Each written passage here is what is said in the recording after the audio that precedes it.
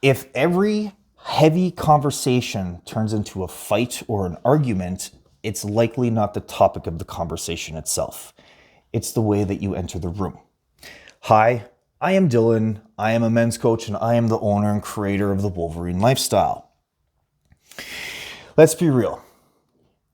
It's not the talk that causes the fear. It's not the talk that causes the discomfort.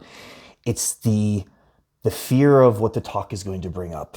It's the fear of the blow up. It's the fear of things from the past being dragged back up. It's the fear of a couple days of uncertainty. It's the fear of whatever that unknown is. I get that.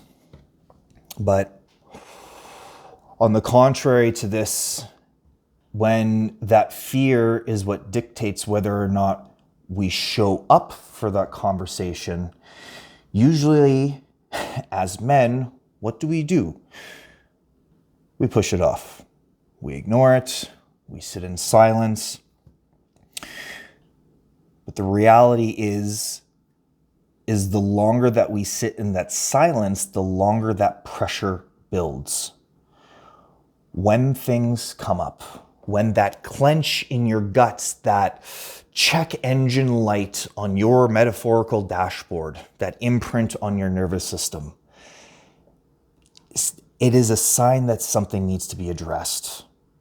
And those lovely, vulnerable, uncomfortable check engine lights, I like to call them, they most often show up for us within our relationships because our relationship mirrors aspects of ourselves where we feel inadequate, less than, etc., etc. The longer that we keep the silence, the longer the pressure builds, and the more time we give our ego to pre-handle these problems. So we end up creating a list of problems that we are now prepared to solve. Oh, if she says X, I will say Y. If she does A, I will do B. Again, you know exactly what I am talking about. The problem with this is when we then approach said conversation, we are approaching said conversation with a loaded gun. We are approaching said conversation with our nervous system primed for war, not for connection.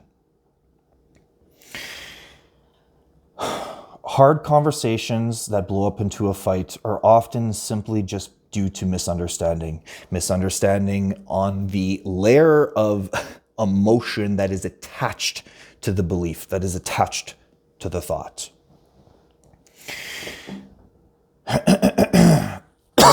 Oh, excuse me. So, when we have something that we have to emotionally address, these conversations that we need to have, as the man in the relationship, we need to set the container. We need to set the boundary of how this conversation is going to happen, okay? That means that we need to communicate when is the most effective time to have said conversation, and this means not when we are feeling emotionally charged, because we all know that we say things that we might not mean or that we can't take back when we are emotionally charged. The first step is to figure out and decide a time. When is the best time to have this conversation? And then communicating that with your person. Asking them, when is this a good time? Asking them, is now a good time or is later a good time? And actually setting a time and actually following through with it. Okay, so that is step one of how to have a conversation without it blowing into a fight.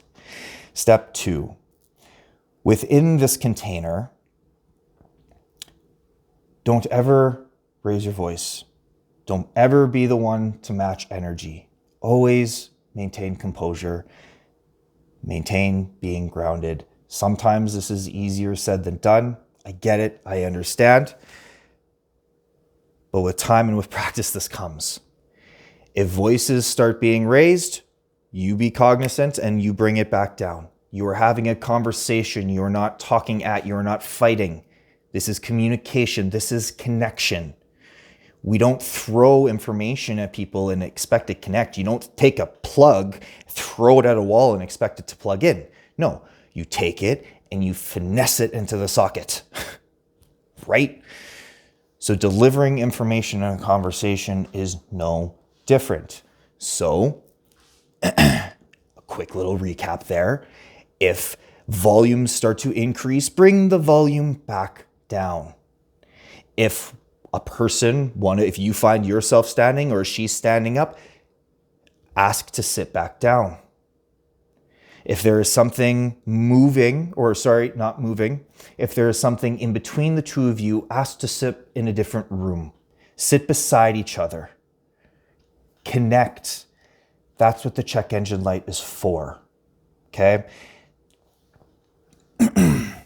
So when we enter these emotionally charged conversations, first we pick the time for when to have the conversation, a time that's not going to be crunched, a time where we're not going to be emotionally charged, a time where we can give each other undivided attention. And the second one is maintaining composure within the conversation. It takes two to tango. So make sure it stays a conversation of connection. And then the third one is conveying with each other what needs to happen to feel seen, to feel validated, to know that this change is being made. And if it's something that's intrinsical, like something that this is a trigger of something that keeps happening within the relationship, then it's up to you two to figure out this is what it'll look like. If it's something that just happened once, then maybe it's not something that has to have an intrinsical value other than that thing just not happening again. However, it's now been communicated, so it's now been a now known non-negotiable rule within the relationship. So those three things: pick the time to set the container, maintain the container, and then figure out actionable steps of what both parties need to ensure that both cups are being filled. When you do this, you make both people seen, heard, both validated. And remember, this is a dance. This is a back and forth. Even though you're asking something of her, you need to offer something in between. So let's say that we quickly set the stage, okay? You go out dancing with your partner, and she asks if she can go dance because the guy asked her, and you're like, yep, sure, babe, no problem, go dance. And then you witness that, and then you feel insecure about that. Okay? You have every right to talk to her about your insecurity with that. However, you also have to take responsibility and accountability to figure out what made you insecure about seeing your significant other dance with somebody after you gave her the go. So it takes two. So make sure you're taking responsibility within the conversation as well, because that's where the magic actually happens. It's not just in having the conversation. That's 90% of the work. The other 10% is actually in the integration and the implementation. So that is how you have these hard conversations without them turning into a fight. Take what lands, take what resonates, leave what doesn't. I wish you the best. And as always, if you have any questions or want to go on into something a little bit deeper, feel free to reach out, coach@thewolverinelifestyle.com, or on any of my social medias. I'm always open for conversation. I hope you have the best rest of your day. Take care.